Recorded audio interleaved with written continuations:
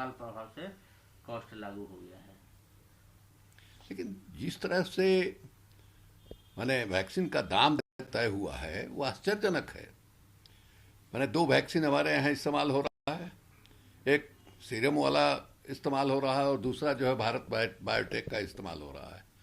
अब भारत सरकार जो है 150 रुपये में वैक्सीन लेगी इन दोनों से, भारत बायोटेक से भी और सीरम इंस्टीट्यूट से भी, और राज्य सरकारों को के लिए अलग रेट तय हो गया है। माने राज्य सरकारें माने सबसे कमजोर हैं, उनके पास जो है माने रेवेन्यू का आने का जो स्रोत है वो बहुत ही कमजोर है और उनके ऊपर ज़्यादा जवाबदेही है, उनको ज़्यादा देना होगा, और जिसके पास स्रोत है सेंट्रल गवर्नमेंट उसको कम देना होगा।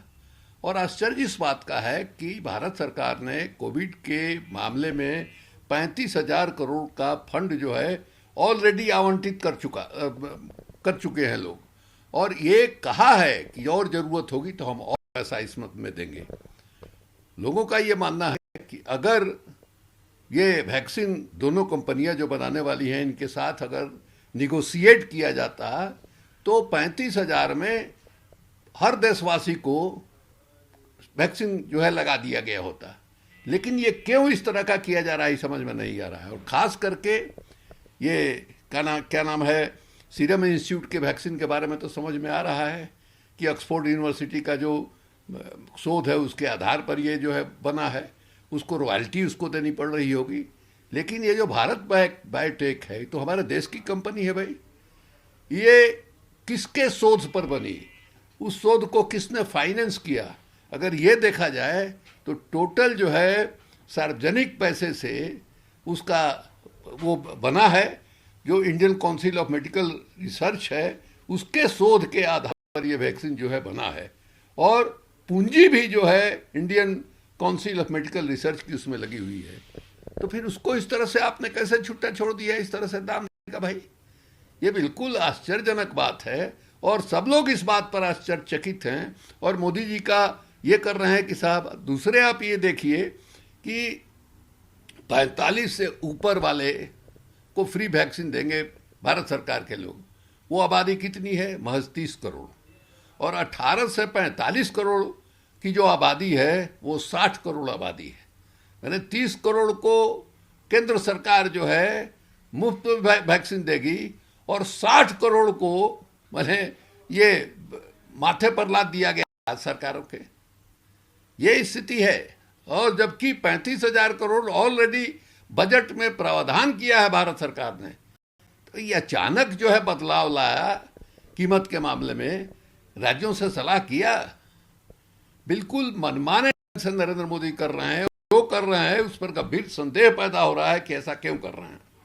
पीएम ने 1 lakh portable oxygen concentrator PM care fund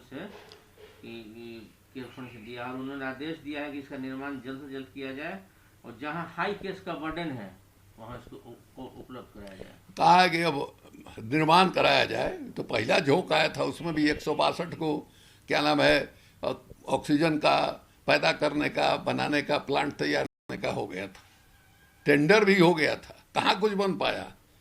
तो जो कहावत है हम लोगों के यहाँ कि जब आग लगती है तो आप कुआं खोदने के लिए जा रहे हैं, अब जो है इनको पीएम केयर फंड से पैसा देने की जरूरत जो है याद आ रहा है। एक बार और भी पहले भी वेंटिलेटर खरीदने के लिए पीएम केयर फंड से पैसा मिला था। जिस कंपनी को दिया गया वेंटिलेटर बनाने के लिए उसको कोई तजुर्बा ही नहीं था, और जितना भी वेंटिलेटर उसने बना करके दिया जिस राज्य में दिया वो सब जगह फेल हो गया।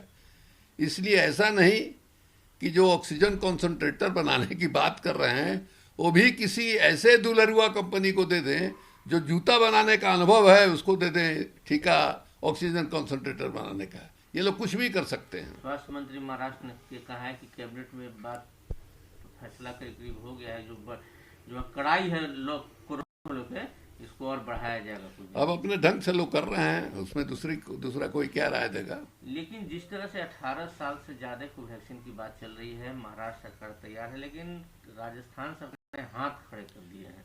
उन्होंने कहा सीरम इंस्टीट्यूट से बात हुई थी, उन्होंने बोला कि जो ऑर्डर हमको मिला उसको 15 मई तक ही पूरा कर पाएंगे। नहीं, इस पर सारे राज्यों को, जितने गैर भाजपाई राज्य हैं उन सब राज्यों को एक साथ खड़ा होकर के ये जो दाम का निर्धारण हुआ है और भारत सरकार का जो ये निर्णय है, इसके खिलाफ खड़ा होना चाहिए और भारत सरकार पर दबाव डालना चाहिए कि साहब इस तरह से क्यों जो है भेदभाव किया जा रहा है, दो तरह का दाम क्यों, देश के नागरिकों में इस तरह भेदभाव क्यों किया जा रहा है, केंद्र और राज्य के बीच भेदभाव क्यों किया जा रहा है।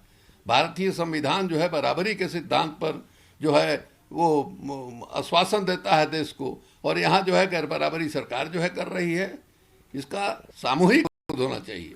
शिवानंद तिवारी जी, 3,60,960 केस कोरोना के।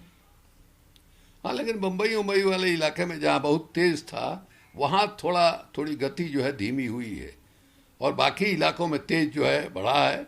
जो जिस तरह से मैंने कर्नाटक में बढ़ा है, उड़ीसा में बढ़ा है, बंगाल में बढ़ा है, इन सब राज्यों में बढ़ा है। और तमिलनाडु वगैरह में तो वहाँ के हाई कोर्ट ने इलेक्शन कमीशन को ही सीधे दोषी ठहराया है कि आपके चलते जो है ये बढ़ा है और आपको तो इसके लिए फांसी की सजा दी जानी चाहिए। बंगाल में भी उसी ढंग से बढ़ा है। तो इसलिए कुछ इलाकों में बढ़ रहा है, कुछ इलाकों में लग रहा है जैसे धीरे धीरे ठहराव की ओर बढ़ रही है गाड़ी।